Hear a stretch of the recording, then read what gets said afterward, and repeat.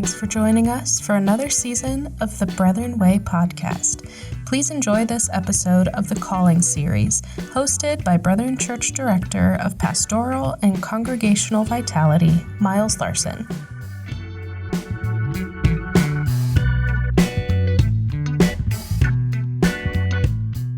Welcome back, Brethren Way podcast listeners. This is season 3, and I am your host, Miles Larson. And this season, we are going to discuss all things calling, how we are called, when we are called, who should call, and even what we are being called to when we think of ministry. Is that only pastoral ministry? What does bivocational ministry look like? And what does just doing ministry in your secular world look like? And with me today, two dear friends who have a lot of familiarity with the work that I do. We have Gary Diehl and we have Dave Cooksey. And fellas, if I could you just introduce yourselves a little bit more for those who may not know you, if there is anybody, and tell us a little bit about kind of your call, how you found yourselves leading in churches. Cooksey, can you give us a start? Yeah, I can make it brief. It was back in the Washington Brethren Church, and Joe Schultz was my pastor, and he just took us, me and some of our good friends that had also became pastors, with him when he went out visiting, when he did calling and hospital things.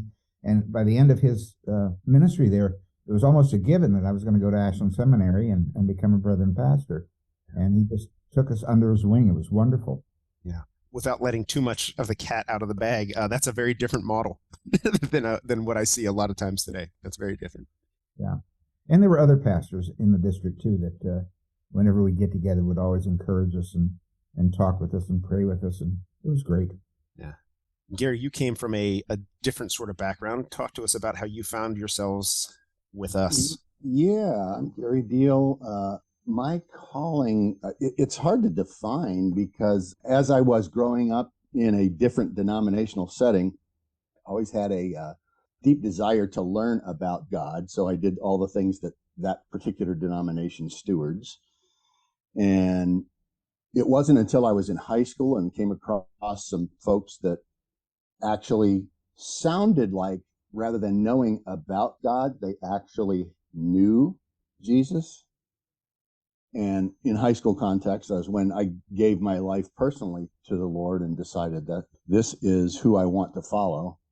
And I ended up in leadership roles in the local congregation along the way.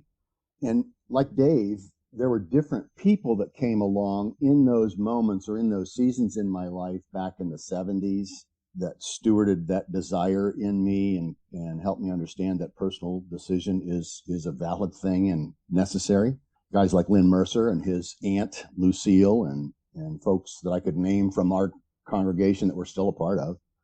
And then in the 1980s, having pastors that came along with me and encouraged me, folks like Bill Walk that took me to seminary for a day. And I think, Dave, you were there at Smoky Row, introduced me to the folks who were part of Ashland Theological Seminary. And simply because he knew that I had that desire to learn things. In the 90s, the names changed. Folks like Fred Brandon and Dale Stouffer started to enter my vocabulary and encouraged me, Lee Solomon. In the late 1990s, an event happened in our local congregation that spun my world into a whole different orbit when we asked for help as a congregation and we hired a consultant because we didn't know what questions to ask. And we wanted to be good stewards of what God was doing among us.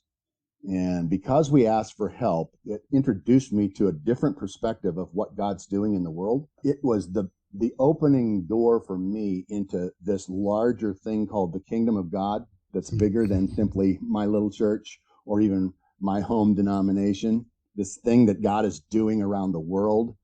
And through that doorway changed my life and moved me from what at the time was middle management in a metals company. Middle manager, responsible for everything, especially when it went wrong, and moved me into this desire to help folks in God's kingdom understand what is going on a little bit more fully and pursue it more passionately. I became a part of that consulting group in 2001 as an apprentice, and for 3 years traveled around the country learning about this bigger thing going on. And it gave me a window outside the brethren world, which is the one I knew, that showed me this larger thing. And then it ended up in conversations with folks in the brethren world about what I was learning that connected the dots. Eventually, I started to puddle around part-time, then full-time with the denomination. So that's how I ended up doing what you currently are doing in a different form. Yeah.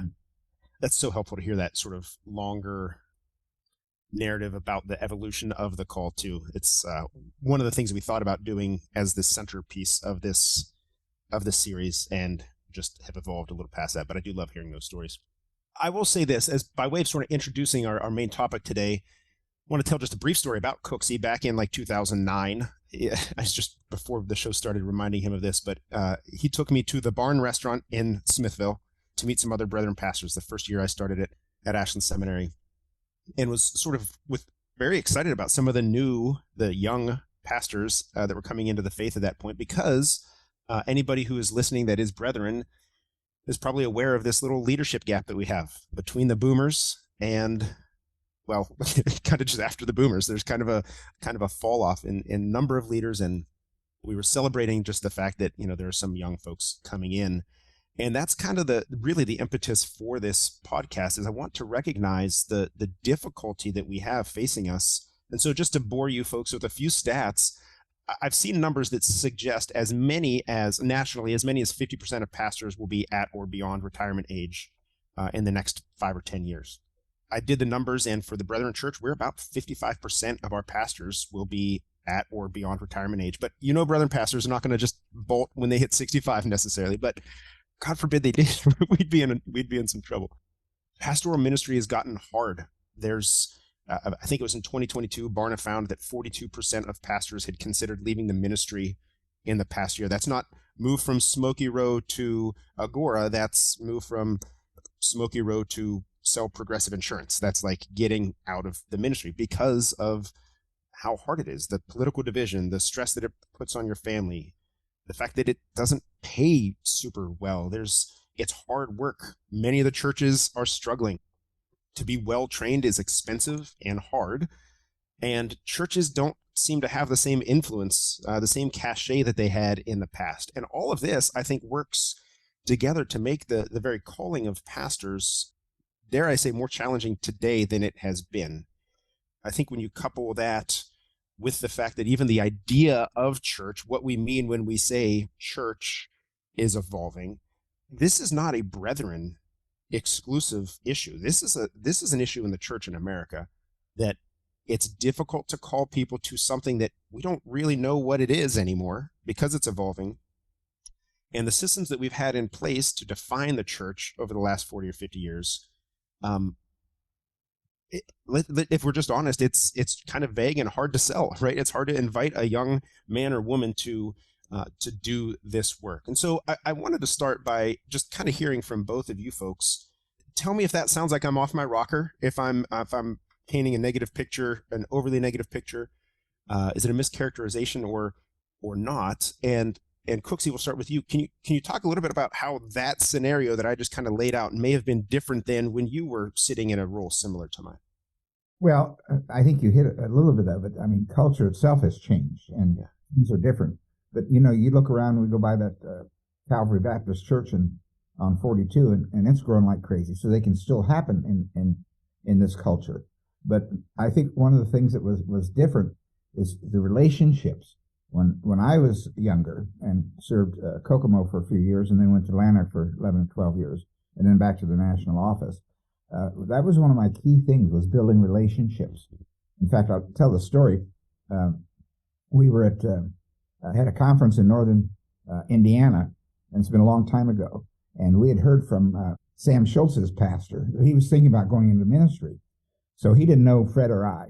And we walked down the sidewalk, and I walked by, and I said, "Oh, you're Sam Schultz, aren't you?" Yeah, I said, "God tells me that you're supposed to be going into ministry." And I walked on, didn't say any more. And about 2 blocks away, there was Fred. And he said, "Oh, you're Sam Schultz, aren't you?" And he did the same thing. But the intentional building of relationships and the time that we spent in churches and the district conferences that were all designed to build fellowship and relationships. And the other thing is, like, one of the really important things in my life is still Camp Bethany. I still teach there every summer.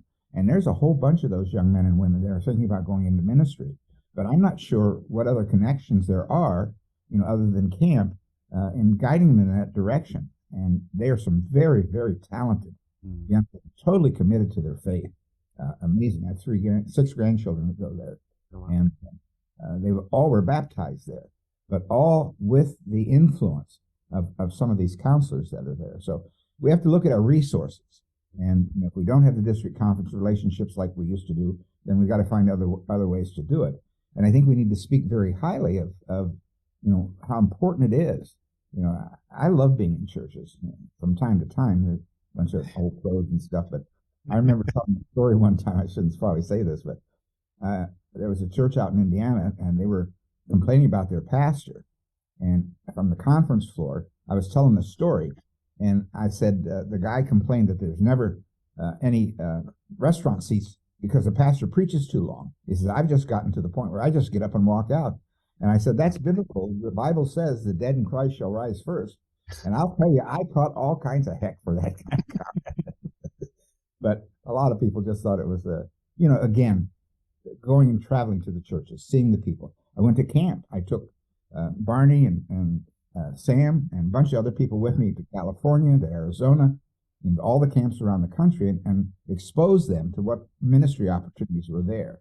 And I'm not in the loop anymore, so I don't know if those kinds of things are being done, but I saw them as relation building and encouraging things that had an influence, I think, on people wanting to go into ministry. Yeah. Well, it sounds like there were some very pointed calls. This is another one of those things that I think this is how I think calls used to happen. You would be in a local church, and your pastor would see that you have some gifts. They would see that you are equipped or anointed or whatever language you want to use, and they would call that out. And I feel like even that element is, I don't hear a lot of those stories anymore. There's not a lot of 16-year-olds that are being called from the pews into service and leadership. And so I think even the beginning point of that is a different sort of element. So I think another issue is as I do travel a little bit to churches around the country, there are very few young people. The congregations have gotten so much older. Yeah. There's one church that I speak with occasionally in near Worcester, and they have one young man, and the rest of the church is really old people, but that congregation is grooming him.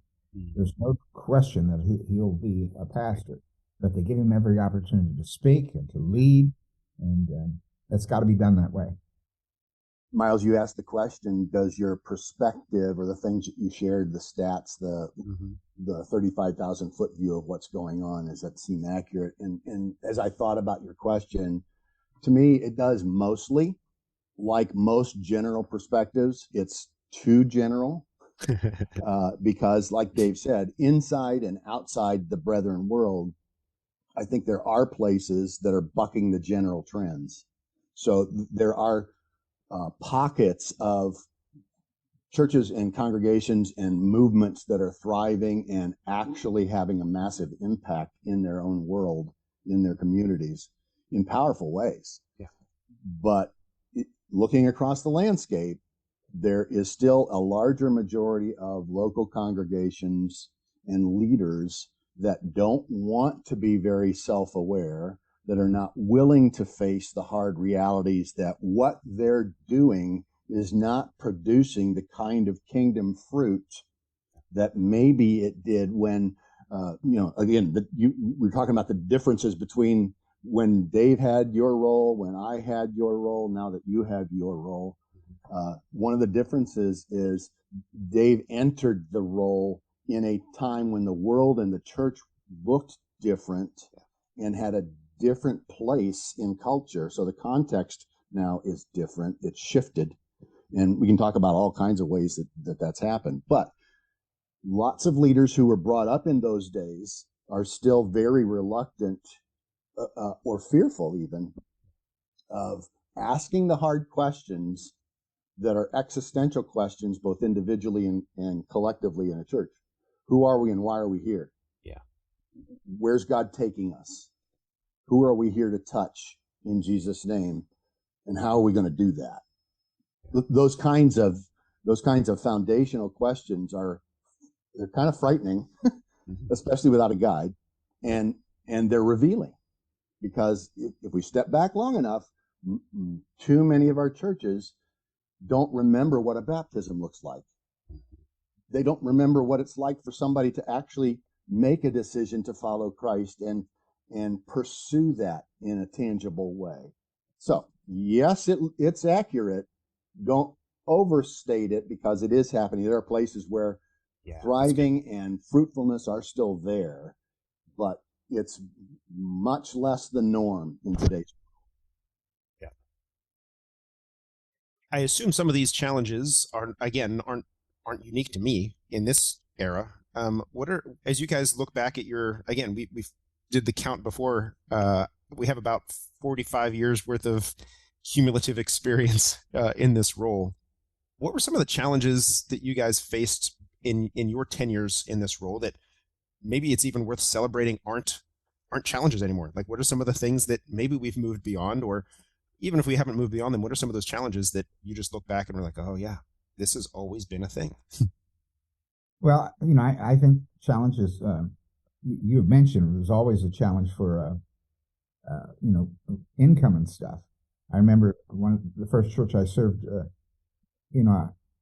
we spent more on dinner today than I made in a week. And it was very hard. And the people in the church were very generous and helped us all the time. But, it came to the point, when we got other places and people insisted on having a retirement plan and other things, that was a big challenge. And I think of so many of the pastors that preceded me that actually basically died in poverty. I remember one pastor was older than me, and he died. And when his wife died, she had $8 in her bank, and that's all she had, nothing else. And, yet she never complained, and that wasn't what it was about. But when you think of kids having to go to college and grandkids that I want to see get finished with school, and to be able to help them is a real blessing. And so that was a challenge. But I don't think people in my generation thought about it that much. We just did what we felt we were called to do, and what would be would be. Fortunately, in my life, it's been taken care of by God's many, many blessings through the years. And yeah, I have had many of those conversations with some of our outgoing pastors who just are in that spot where they can't retire. They opted out of Social Security, and they're kind of just stuck. And that's certainly a heartbreaking thing. And certainly a helpless feeling for people to be stuck in that. Gary, how about you? Again, looking back on our 45 years of collective journeying through this role of trying to be a point person for congregations and pastors and leaders in our denominational context, the challenges have shifted. Many of the challenges have shifted. Some of them have not. Some of them remain the same kinds of challenges. I think what was a challenge as I came on the scene was we had begun the process, I think, as a denomination, and I don't know because I wasn't involved in the denomination much more before I made that journey into the consulting world and my window opened up. I can remember being one of those people who, in my home context, said out loud as a leader in the church, well, I don't listen to anything those people in Ashland say because they don't know anything anyway, right? They've never done anything for us, in quotation marks.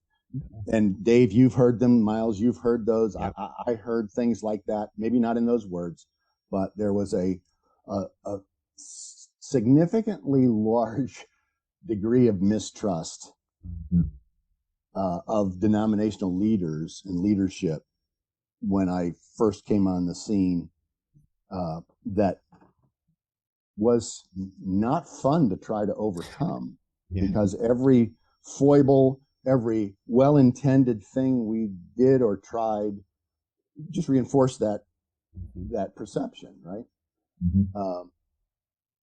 I think we've moved beyond a good bit of that, but there's still some of it out there. You can't overgeneralize it. But I think there's some things that shifted some of the challenges during that season that we haven't paid as much of attention to as we really ought to, of the impacts.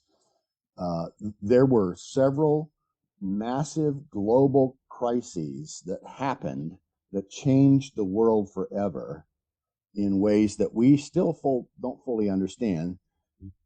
September 11th, 2001 was one of those. I think the financial meltdown of the global system in 2008, or the almost collapse of the world economy in 2008, changed a whole bunch of stuff that we're still trying to figure out. And of course, the thing that we just all lived through from 2020 on, March 15th of 2020, we all locked the doors on our homes and stayed there for a while. Yeah. So there have been impacts of that. I think adding to that, there is this really wildly divisive political polarization that was accented by the 2016 election and the 2020 election, and now our build up to the 2024 election. There's this thing going on in our political landscape that have pushed, honestly, people who love Jesus to opposite ends of the poles. And that love of Jesus, or that maturing with the heart of Jesus, seems to be, in many ways, going out the door, or has. And those things have influenced not just the world, by design, they've also influenced the church in the context that we're trying to lead in. So it has shifted a bunch of stuff that our roles have to pay attention to or understand and attempt to do something about, to mitigate or to lead us away from this stuff. It's changed our context. Yeah. Well, another thing that I thought was interesting in my time, there was a lot of control issues in the church. There'd either be deacons or families that had control over almost everything that went on in the church. And I remember one very prominent church in Pennsylvania had ousted a couple of pastors over issues. They just controlled them. And so I tried to find someone who would do this and do it well. So St. Clair Benshoff went there. And I don't know if you remember him or not, but he every Sunday morning he got in the pulpit. He'd bring in a suitcase and set it down beside the pulpit. And he said, I'm going to tell you what you need to hear. And if you don't like it, I'm ready to leave right from here. And he did that for months. And he really had a good influence on the church, realizing they need to let go and let God. Yeah. Because that's where the problem came in, when they didn't let God lead them. Yeah. And what you're describing there, Dave, I saw that same thing in different places, manifest itself in some pretty wild and ugly ways. That idea of control, because it's my church and nobody's going to tell me, whether they're from Ashland or some new pastor that came in only 30 years ago, nobody's going to tell me how my church ought to be. I was here before you and I can take you out. It's real, and it's still there in some context. So yeah, you're right. It's a thing. From a more hopeful place, though, Miles. Let's get some of that. As I look back at the journey that we've all had, and I look back at some of the mileposts we've passed as a denomination, as a group of folks, I think there are more and more denominational leaders and even local leaders who are starting to gain a better sense of present reality. That we're starting to be more willing to say that things aren't as they ought to be. And we've been on a journey of rediscovering ourselves since 1939. Dave lived through a different season of some of that, as it was expressed in the folks who came out of that on a personal level. But back to my story about my feelings in my early days at North Georgetown, in our local context, me saying, I don't really trust the people from Ashland. Yeah. I didn't know anybody from Ashland. Yeah. I just picked up on what the general attitude was, and I came to the conclusion, this is normal here. Whether we have language to describe it or not, I picked up on something I was never a part of and perpetuated it without consciousness. Some of us are acting the way we are simply because we don't realize that that our behavior or our attitudes were shaped by something in our past that caused a deep wound, and people reacted to that deep wound in an overreactionary way and became controlling. I don't ever want to feel like that again. From a more hopeful place, I think there are more of us that are starting to recognize there's some of this stuff that we don't need to go back and fix everything, but we do need to realize the impact it's had on us if we're going to keep moving forward on this journey of rediscovering who we are and why we're here. Yeah. It's been a part of trying to find the right language to describe the pictures of what it means to be on mission with Jesus, what it means to have a vision for what God longs to do kingdom-wise in and through us as brethren folks and brethren congregations and leaders. And remembering that our identity actually matters when it comes to how we live out the flavor of following Jesus in a distinct way. And I can say more about that a little bit later. But I think there's reason to hope. We're more aware and we're willing to at least throw this stuff up on the top of the table instead of pretending it's under the table. We know the current is there, but we're not going to talk about it. If we just ignore it, it'll go away. Right. Nope. We have to talk about it if Jesus is going to shine the light of healing on it, and we're going to get past it. That's good. Yeah, I love I mean, anybody who knows me knows I'm a hopeful guy. And so I will take all of the hopeful things you can spew. And to that point, again, you guys have both sat in this chair. You are older and wiser than I am. What are I mean, again, if we're talking about calling, right? So at the end of the day, this whole podcast series will be about calling, and today's goal was to kind of lay the groundwork for why this is more than this. The issue that we find ourselves with, the issue we find ourselves in regarding who we're passing the reins to and who's going to lead the church of the future and all these sorts of things. It all does come back to call. We have to identify the people, and we have to empower the people, and we have to resource the people. What are the recommendations you make? Maybe this is me like trying to get free advice from from you two in this role, but as you sit from your perches, removed from this role a little bit, but deeply aware of both culture and the brethren, how do we fix this gap? What does the next 10, 15 years look like? Does the gap get fixed? Do we just call to a different thing? I guess I'm asking you to put on your prophet hat a little bit. Where do we go from here? Good question.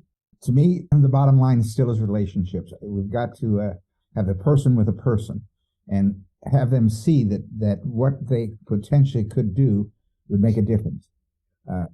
Stories of changed lives are just phenomenal. And that's the kind of thing people have to see, that, you can turn from one person to another and the past is gone. And no matter how horrible it is, it's gone. I'm a new person in Jesus. Creation. Yeah. And that's the kind of thing I think we need to continue to lift up in the forefront. Yeah. And I think we need to continue to send people out to tell that story. I don't know where we meet if we don't have different concerts. I know regional things and stuff, but somewhere, a part of what we do needs to be these kinds of stories. Yep. I've been told again and again, because it's what makes all the difference in the world. Yep. I think of my kids and my grandkids.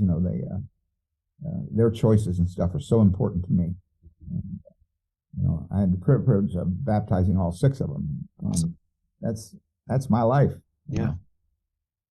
I love that you said 2 things there. You said one is relationship, like life on life, and then what was the other thing you just said? Stories. Yes. Stories that change lives. Yeah. It's both of those elements, right? I say all the time, I don't need to be everybody's friend, but I need everybody to have a friend, right? Like, I don't need everybody in the Brethren Church to connect through me, but good night. We need to make sure that everybody does have a connection point. And if it's not me, great, as long as you have somebody. And you're right, those stories, man, that's the secret sauce, right? That's why we're in this, is to hear about transformed lives and communities. And so, telling those stories is very important. Yeah, I want to build on what Dave just said, because I think he's spot on. It really is about relationships. For me, the things that I would recommend to us you, Miles, and to us as leaders trying to steward the resources we have for better outcomes, is to help keep pointing us to those bigger kingdom things. And that really is relationship. Part of what I learned in my consulting window being opened was that the stuff that God is up to in relationship with people is way bigger than any one particular label can ever contain. But you boil the essence of it down, it really is, the church is all about relationship, loving God, loving each other inside the church, and loving the world outside the church enough to invite them into relationship and journey with Jesus. Yeah, Absolutely. So it's all about relationships. Yeah. And I think to piggyback on what Dave said, it's not simply about collectively, and we can look around the denomination, it's happening. There are some folks that are very, very good at it. And Dave, you've been one of those. And I want to give you a high five and a belly slap for the way you've all your life attempted to build into young people through your interactions at camp and so forth. But for the rest of us, I think the thing we need to pick up on what Dave said is it needs to be intentional, not just accidental. We've made it much more, well, it's happening, so it's somebody else's job to do that. Yeah. Well, guess what? Part of this relationship thing that we're called to is that we have a role to play, and it may not be everybody. To your point, Miles, I don't need to be everybody's friend, but I need to make sure I create an environment where everybody has friends. So keep pointing us to those bigger kingdom things. Keep pointing us to things that focus on the outcomes we want, which are more folks in a relationship with Jesus, following him together on mission to change the world and see his kingdom come and his will be done wherever we are. And focusing more on the outcomes and those things, the things that are essential, rather than focusing or holding so tightly onto our strategies or our systems or even our own survival as a local congregation. Those are not the same thing. The success of God's kingdom is not the same thing as the vibrancy of your local church. Yep. I think God taught us in the last couple seasons that some of our churches, frankly, just need to go ahead and die so that the life that does remain there can be repotted in a different place or different pot and thrive. Yeah. And that it's a hard thing to say or hear, but it's true. I think, again, for me, I would recommend you keep calling leaders and congregations to pursue pictures of what healthy really is and what vibrant really is and what thriving and fruitful really looks like. You find the language and use the language, but paint those pictures for us so we know what we're called to and know that what we're a part of. Help us remember that new and different is not synonymous with bad or wrong. Right. Stop it, folks. Sometimes it is bad or wrong, but let's step back long enough to realize that even Jesus talked about putting new wine in new wineskins, and there's a reason for that. Yeah. So let's not necessarily poo-poo things that are new or different. Keep helping pastors and leaders learn how to see God's gifts in their church, in their people. That's one of the things that in my calling story, and Dave, you said it even in yours as well, somebody saw something in you that God was doing, and they found a way to draw that out and nurture it. I think many of our leaders have lost their ability to see the gifts God's placed in their seats or in their sphere of influence that are related to a kingdom calling, not simply just a pastoral calling.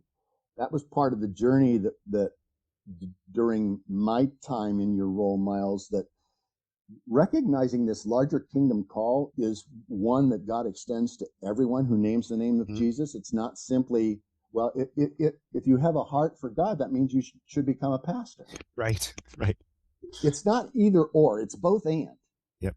We have to teach our pastoral leaders how to recognize those gifts God's already placed among them and intentionally start to build ways to create and nurture that, knowing that they can't be the only ones. They can't be everybody's friends. Right. You used the example, Dave, of Fred Miller and what God's done at Mount Olive.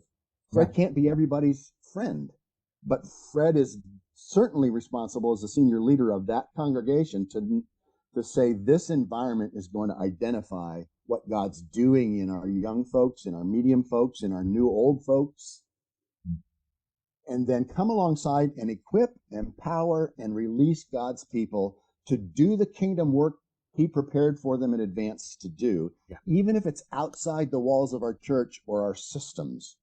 Commission them as missionaries, and then ask them, what do you need from us? Do it differently. You got to help continue calling our pastors and leaders to that kind of picture. And then I guess the last thing I'd say is it help us see why brethren matters. I describe it for our folks in our local congregation because we have a lot of folks that have come to us from different places, different church journeys, right? And so many of our leaders have done that. Why brethren? Can't we just all be Christians? Well, yeah. But what God has done in us, in our heritage, and in the journey we've been on of rediscovering why we're here and being called back to mission and relationships, there's a reason that being who we are matters in today's world. Because it is what, in a society that is more connected than ever before because of technology, I can know right now what my great-granddaughter is doing 100 miles away simply by looking on a particular app on a particular device, right?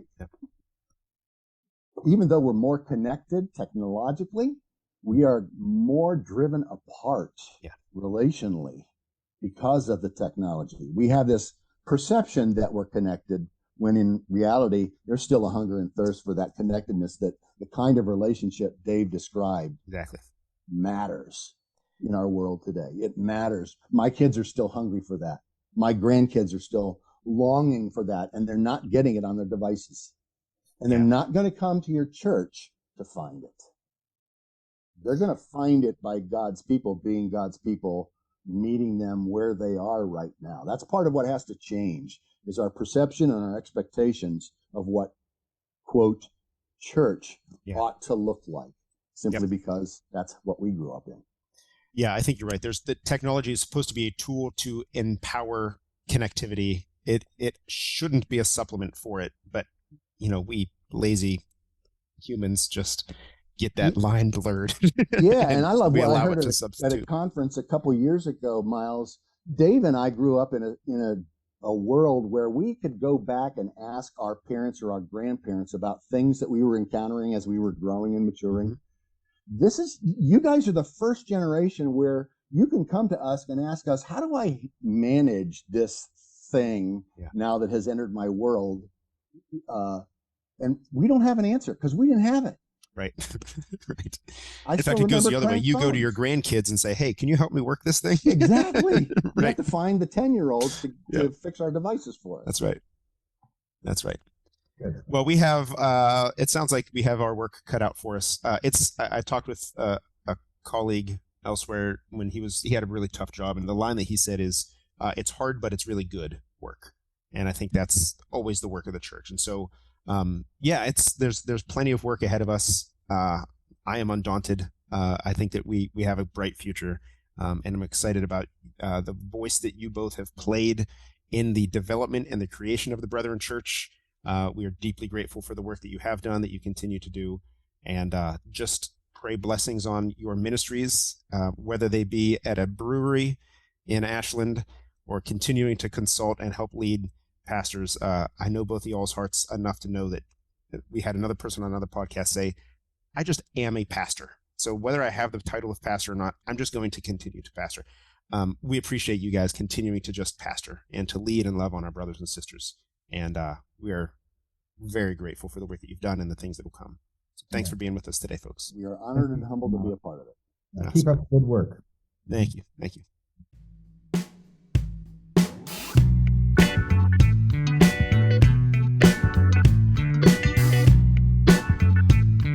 Thanks for listening listening to this episode of the Brethren Way Calling Series. If you liked what you heard, please like and subscribe to the Brethren Way podcast so you can catch every episode. If you have any feedback on the podcast, we'd love to hear from you. Find us on Facebook at The Brethren Church or email us brethren@brethrenchurch.org to share your thoughts and opinions.